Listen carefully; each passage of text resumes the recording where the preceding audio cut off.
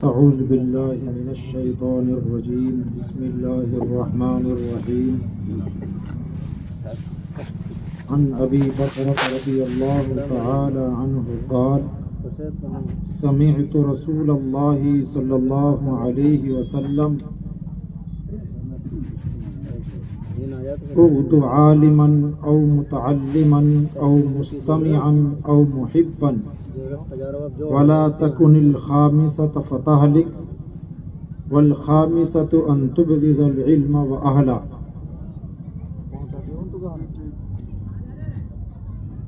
منت منہ کے خدمت سلطان ہمی کنی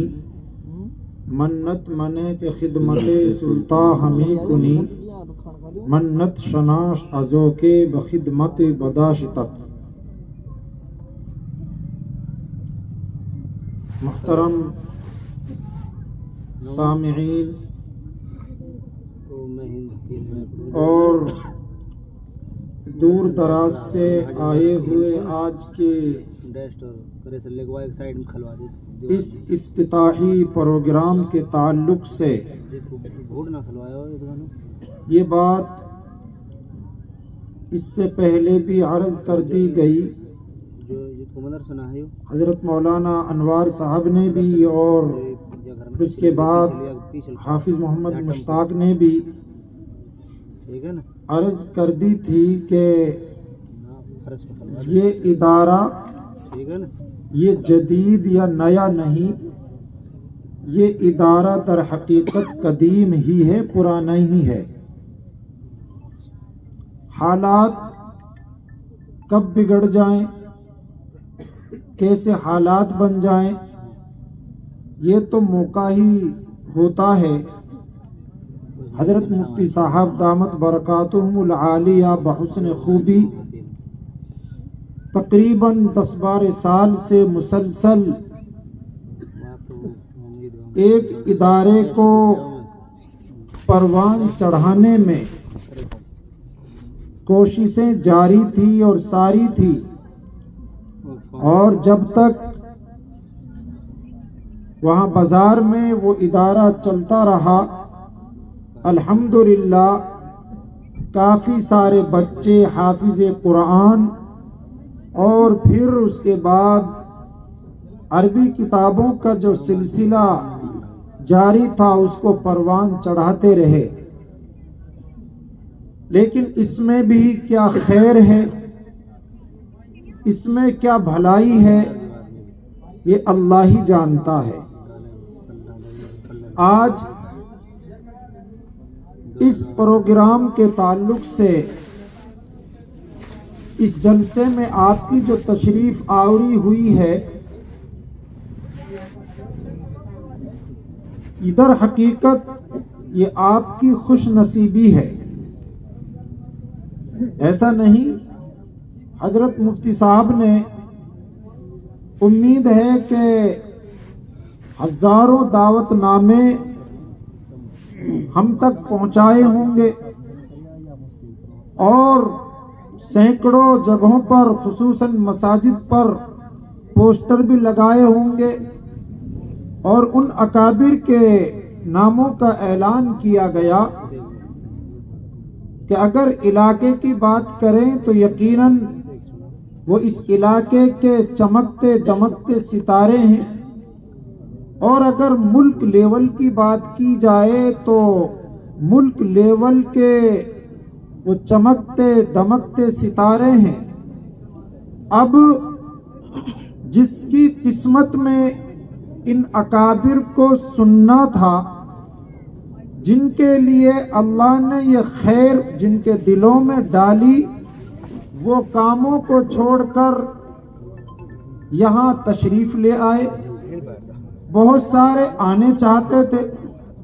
لیکن کسی مجبوری کی بنیاد پر وہ نہیں آئے، تو انشاءاللہ وہ بھی محروم نہیں. اور بہت سارے ایسے بھی ملیں گے بستیوں میں کہ جنہوں نے طرح طرح کی باتیں اپنے ذہن کے اندر پیدا کی ہوں گی اور زبانوں پر حکائی ہوں گی، اور وہ اس خیر کے کام سے محروم ہو کر گھر ہی بیٹھ جائیں گے. یہ تو بہرحال ایک نظام خداوندی ہے. یہاں یہ چند لائٹیں جل رہی ہیں، اگر ان لائٹوں کے ساتھ 10 اور جوڑ دی جائیں تو میرے خیال سے کسی ایک لائٹ پر کوئی فرق نہیں پڑے گا. 10 اور جوڑ دی جائیں پھر کوئی فرق نہیں پڑے گا. یہاں تک کہ اگر اسی ڈوری کے ساتھ میں 100 لائٹیں لگا دی جائیں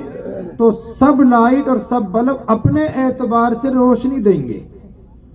پچھلی جو لائٹیں ہیں ان پہ کوئی فرق نہیں پڑے گا،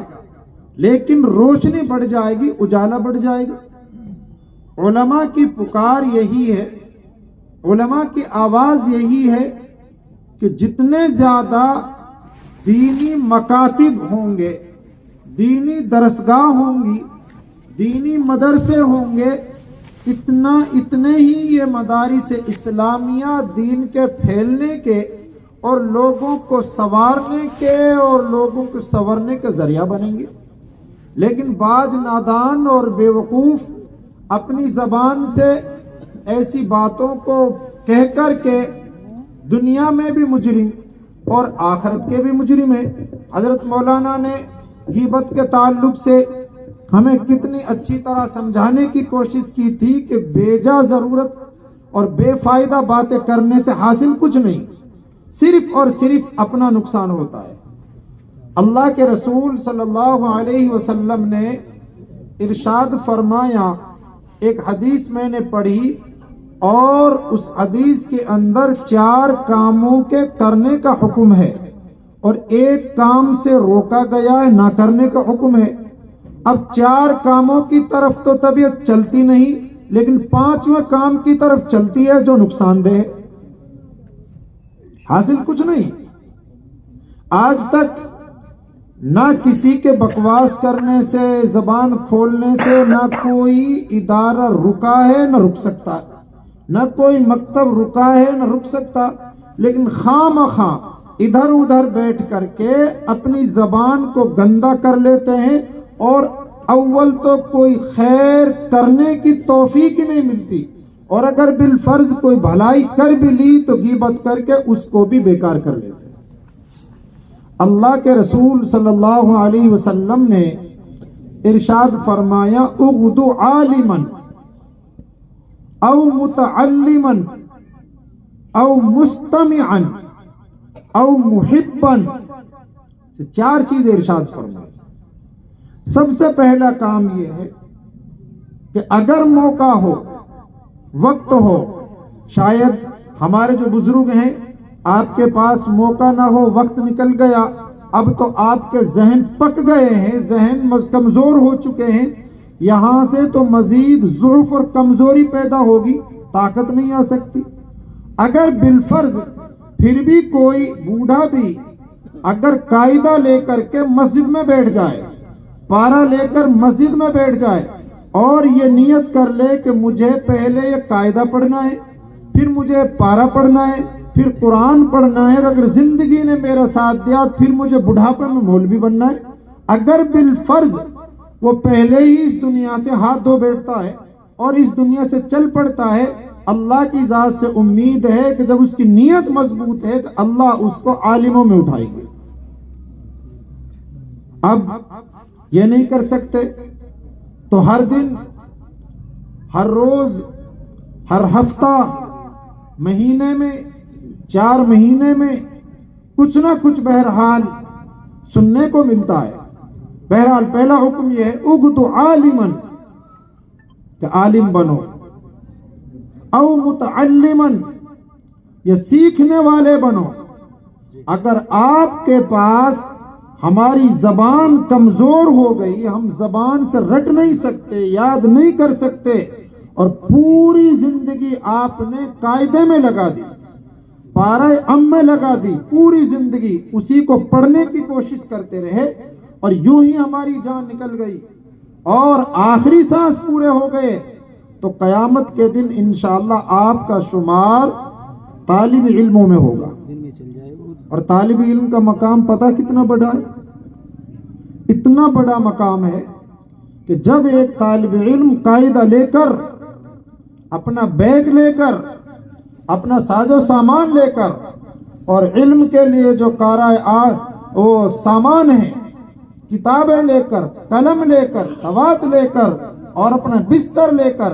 جب ایک طالب علم گھر سے نکلتا ہے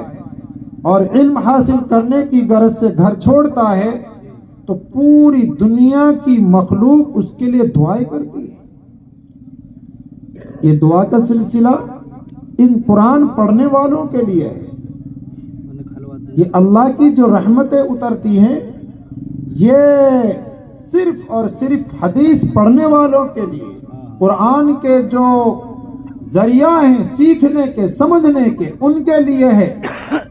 یہ مقام اور مرتبہ دنیا کے کسی بھی شعبے سے تعلق رکھنے والا ہو، چاہے وہ IPS ہی کیوں نہ ہو، چاہے وہ ضلع لیول کا ٹاپ کیوں نہ کر رہا ہو، لیکن قرآن اور حدیث میں ایسے آدمی کے لیے کوئی مرتبہ نہیں، کوئی مقام نہیں۔ یہ مقام صرف اور صرف اللہ نے اس طالب علم کے لیے رکھا ہے کہ جو قرآن سیکھنے کی غرض سے، حدیث سیکھنے کی غرض سے، اس دین سیکھنے کی غرض سے جو انسان، جو بچہ نکلتا ہے، اللہ اس کو یہ مقام عطا فرماتا ہے۔ تیسری چیز، او مستمعا، آپ اب نہیں پڑھ سکتے، کمزور زیادہ ہو گئے، وقت نہیں ہے، جمعہ میں تو سن سکتے ہیں، اگر کوئی امام، کوئی خطیب خطبہ دے، کوئی وعظ و نصیحت کرے تو آپ سن سکتے ہیں، یہ صلاحیت آپ کے اندر ہے سننے کی، تو اس کا بھی حکم فرمایا کہ اگر آپ عالم نہیں بن سکتے تو متعلم بن جاؤ، طالب علم بن جاؤ، اور اگر طالب علم بھی نہیں بن سکتے تو سننے والے بن جاؤ۔ اور اگر یہ موقع بھی آپ کے ہاتھ سے جاتا رہا، آپ کسی پروگرام میں آ نہیں سکتے، کوئی مجبوری آپ کے سامنے، کوئی پریشانی آپ کے سامنے، تو یہ آپ کر سکتے ہو کہ اندرونی طور پر دل ہی دل میں ان سے محبت تو کر سکتے ہو، یہ تو کم سے کم کر سکتے ہو کہ ہم نہیں پڑھ سکتے یا ہم نہیں سیکھ سکتے یا ہمارے پاس اب موقع نہیں ہے، لیکن یہ پڑھنے والے بچے ہیں، یہ پڑھانے والے مدرس ہیں، یہ مکاتب چلانے والے استاذ ہیں، یہ دینی اداروں کو چلانے والے علماء ہیں، اور ان اداروں میں یہ پڑھنے والے بچے ہیں، طالب علم ہیں، ان کی عظمت تو آپ کے دل میں آ سکتی ہے، وہ مقام تو آپ کے اندر آ سکتا ہے۔ فرمایا کہ اگر ان سے محبت بھی کی جائے گی تو اللہ تعالیٰ آپ کو ان کی محبت کے طفیل سے بھی نوازے گا۔ ان کے ساتھ اگر محبت کی جائے گی تو آپ کو اللہ تعالیٰ پھر بھی نوازے گا، لیکن فرمایا کہ اے لوگو، ایک کام کبھی زندگی میں نہ کرنا، اور یہ کام تمہیں نقصان دے گا، تمہاری بربادی کا ذریعہ بن جائے گا، اور تمہیں ہلاک کر دے گا، اور تمہاری آخرت بھی تباہ ہوگی، دنیا بھی تباہ ہو جائے گی۔ ایک بات اور عرض کرتا چلوں، جس انسان کے دل میں علماء کی طرف سے نفرت کے بیج بو چکے ہوں اور حسد اور بغض ان کی گھٹی میں داخل ہو گیا ہو، تو وہ کبھی زندگی میں اپنی آس اولاد کے اندر کسی بچے کو حافظ قرآن یا عالم نہیں دیکھ سکتا، یاد رکھنا۔ اور جس انسان کی طبیعت میں ان مدرسوں کی محبت ہے، ان دینی درسگاہوں کی محبت ہے، دینی اداروں کی محبت ہے، اگرچہ وہ خود ان پڑھ صحیح، چاہے وہ دنیا کے کسی بھی کام میں لگا ہوا ہو، لیکن اس کی دل کے اندر عظمت ہے علم کی، قرآن کی، اللہ تعالیٰ کہیں نہ کہیں اس کی نسلوں میں عالم دین پیدا کرے۔ اور عالم دین کسی گھر میں پیدا ہو جانا، میں اپنی تحقیق کے ساتھ یہ کہہ سکتا ہوں، اور علماء تشریف فرما ہیں، اس سے بڑی اس گھر کے اندر اور کوئی خوشی نہیں ہو سکتی، اس سے بڑی اور کوئی نعمت نہیں مل سکتی۔ اگر کسی کا بچہ حافظ قرآن بن جائے، قرآن کا حافظ بن جانا اور دین کا داعی بن جانا اور عالم دین بن جانا، اس سے بڑی اس کے لیے اور کوئی نعمت نہیں ہو سکتی۔ محترم بزرگوں، اب ضرورت کیا رہی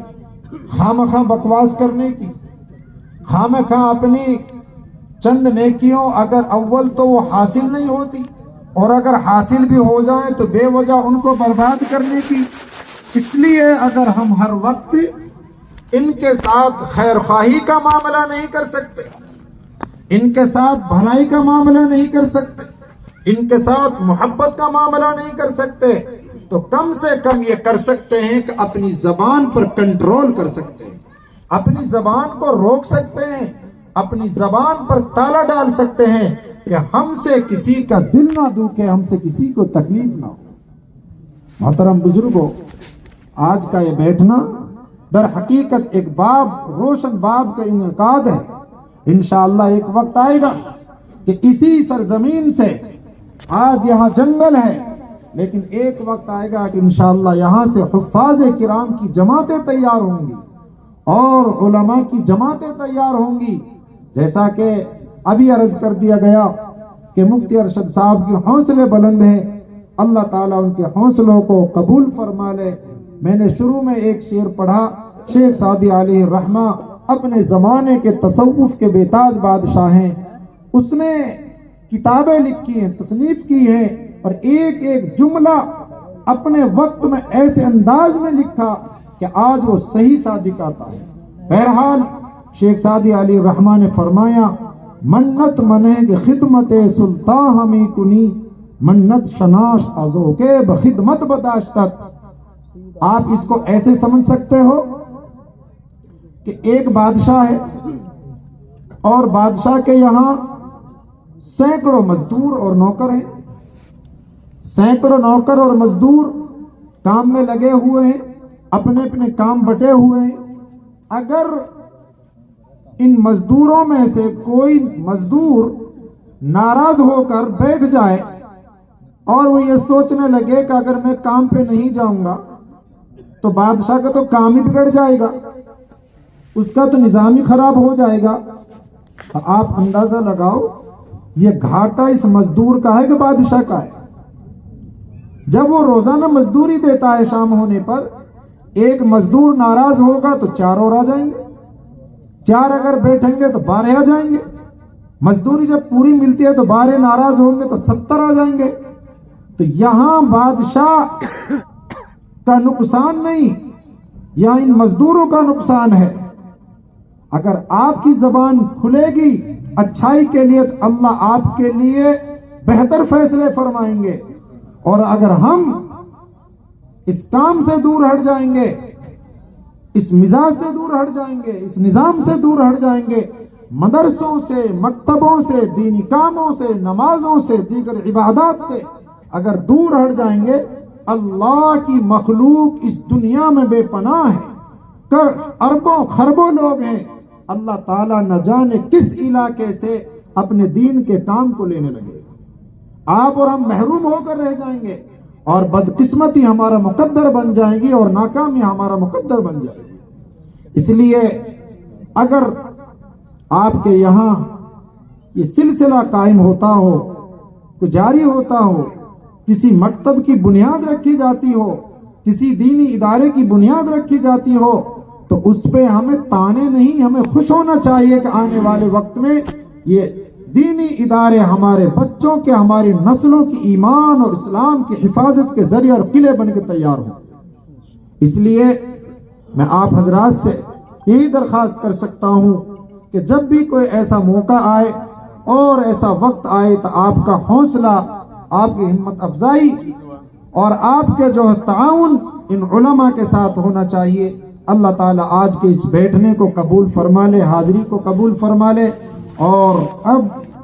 جن حضرات کی تشریف آوری کا انتظار ہو رہا تھا ان میں سے ہمارے حضرت مولانا حکیم الدین صاحب اشرف اٹاوڑی وہ تشریف لا چکے ہیں، اب انشاءاللہ ان کا بیان ہوگا، اور پھر مہمان خاص حضرت مولانا حبیب اللہ صاحب بھی تشریف لا رہے ہیں، انشاءاللہ پھر ان کا بیان ہوگا۔ اللہ تعالی ہم سب کو عمل کی توفیق عطا فرمائے۔